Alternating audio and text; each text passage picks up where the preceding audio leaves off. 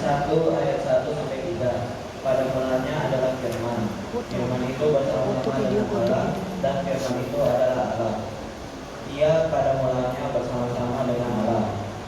Segala sesuatu dijadikan oleh Dia, dan tanpa Dia tidak ada satupun yang telah jadi dari segala yang telah dijadikan. Yohanes 1 ayat 4 sampai 5.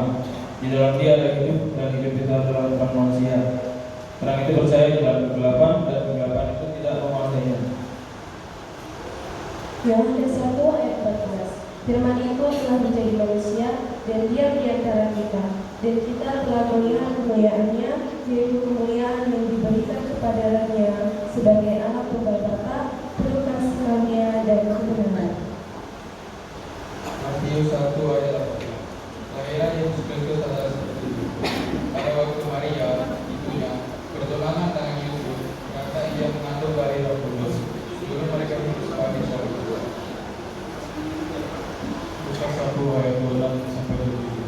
Dalam bulan yang ke-6, Allah menyuruh malaikat Gabriel pergi ke sebuah kota di Galilea, bernama Nazaret, kepada seorang perawan yang bertunangan dengan seorang bernama Yusuf dari keluarga Daud.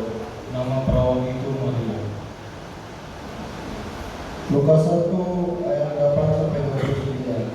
Ketika malaikat itu masuk ke rumah Maria, ia berkata, "Salam, hai engkau yang dikaruniai, Tuhan menyertai engkau."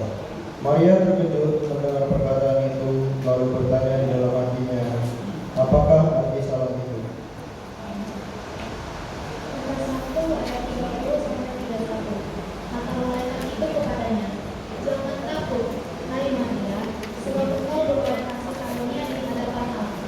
Sesungguhnya engkau akan mengandung dan akan melahirkan seorang anak laki-laki, dan hendaklah engkau menamai dia Yesus. Lukas 1 ayat 34. Kata Maria kepada malaikat itu, "Bagaimana hal ini mungkin terjadi, karena aku belum bersuami?" Lukas 1 ayat 35. Jawab malaikat itu kepadanya, Roh Kudus akan turun atasmu, dan kuasa Allah yang Maha Tinggi akan menaungi engkau. Sebab itu anak yang akan engkau lahirkan itu akan disebut kudus, anak Allah.